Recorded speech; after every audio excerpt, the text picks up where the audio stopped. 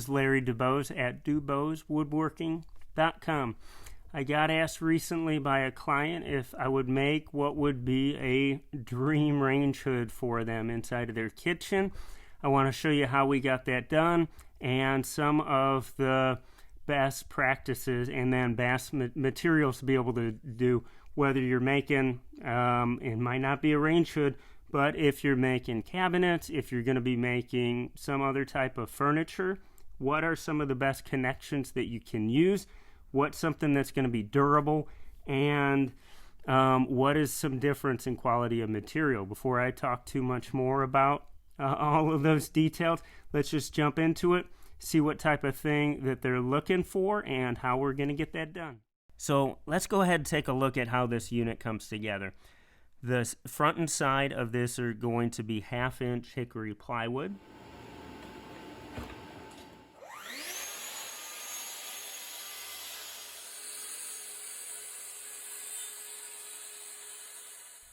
The reeds that make this up are going to be 3/4 inch wide, 1/4 inch thick.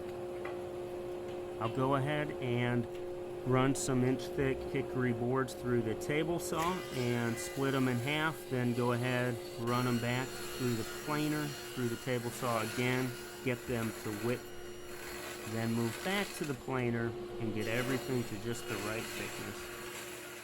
And that front panel is going to slide into place through a double French cleat, one on top to hold it nice and secure, one on the bottom to keep everything tight and in place.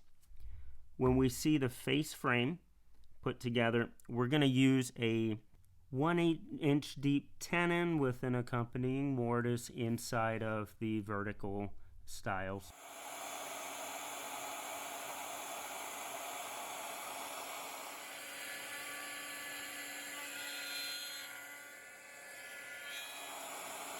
And there's got to be about a dozen ways to make a mortise and tenon. This way I really like because it takes any of the guesswork out of this as long as you have this tool, which is called the Shaper Origin. You have it set up properly. It's going to go ahead and route the tenon that you need and be precise to the 1/1000th of an inch. And it's going to do the same thing for the mortise that tenon's going to fit into.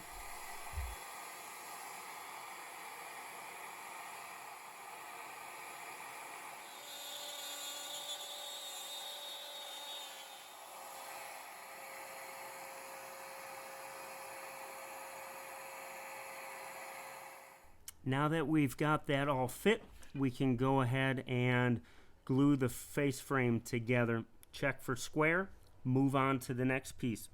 Now that we have that finished, we're going to go ahead and route dadoes into the back of the front and into the side pieces to accept a 1/2 inch plywood panel. It's going to provide increased strength, rigidity, and a place for the mechanicals of the hood to rest in.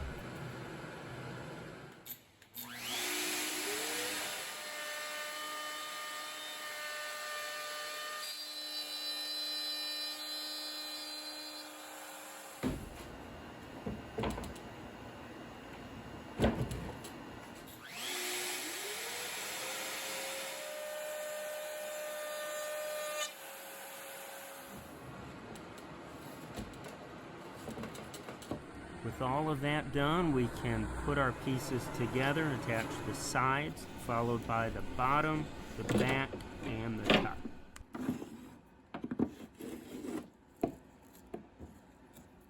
The slats go on with a thin strip of Type Bond 2, along with some 23 gauge brad nails coming in from the back, followed by some stain, which is then followed up with a catalyzed varnish.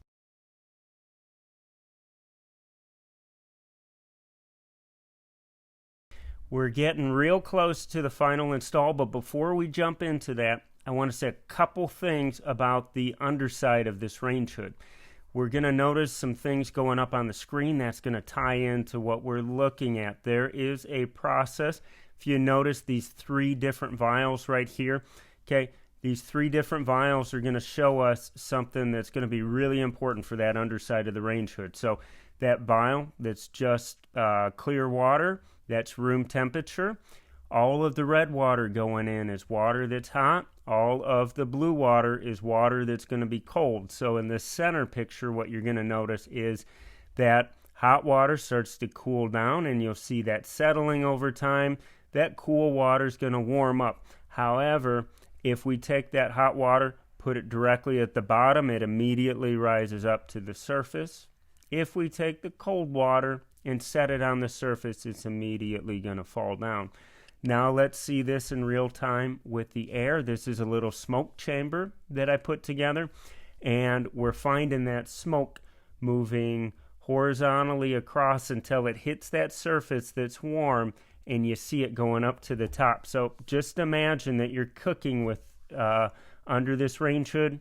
You got a gas range. It's going, and especially if you are frying, it's going to be kicking all of those particles up onto the surface. If you're boiling things, you're still going to be getting condensation on the other side. So route I opted to go ahead, leave me a comment, give me your thoughts on this, but I thought best thing for it would be something that would be really durable, factory applied paint finish, and something other than wood, as much as I like to use this. The underside of it, I used a exterior grade roofing type material coil stock that was painted black to match the existing stove and some of the other appliances inside of the kitchen. But give me your thoughts on that. Felt like that would be the best. It would hold up long term to the weather. It would hold up to the water. It would also hold up to heat well, being that it's made for standing up and soaking in the UV on a daily basis and being able to take that for decades at a time. All right, let's go check in on the install and see how that goes. It doesn't always go this well. All the cutouts were perfectly placed, and I was able to hold the unit in place by stacking my pack-out boxes on top of the stove and then putting a piece of plywood on top of that. Ended up being exactly at the top of the line it needed to be. From there, I was able to draw in 4-inch long timber lock screws. So it's essentially it's like a leg screw. It's got an integral washer. Be real nice, secure connection to the stud behind the workpiece.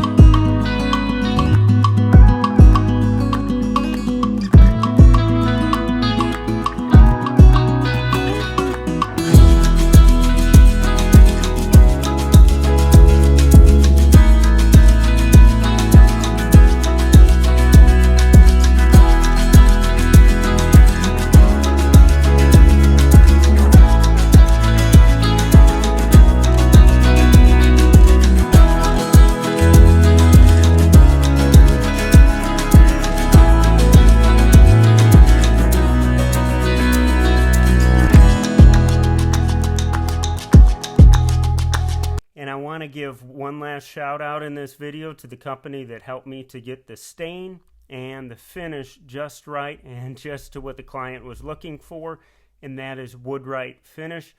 There's a lot of different companies out there, and full disclosure, I have no sponsorship. I'm not getting any kickbacks from Woodwright. I've looked around, I've seen good products, and for me, one of the things it boils down to is I've reached out to them. They've always had great responses in terms of technical support. They've helped me work through and consider any technical issues I might run into with compatibilities, different stains, different finishes, and they're always there to make sure that I'm getting the best that I can out of the finish. And I love the premium types of products they sell, whether they're going to be certain types of epoxies, catalyzed varnishes, polyurethanes that are made to a cabinet grade quality. One I like to use is something that's not off-gassing formaldehyde. just considering that these are going to be my lungs and material I'm working with. It's got a lot of durability, really good use against all kinds of solvents. So I love that. So, yep, I've said enough here. Thanks for watching, and until the next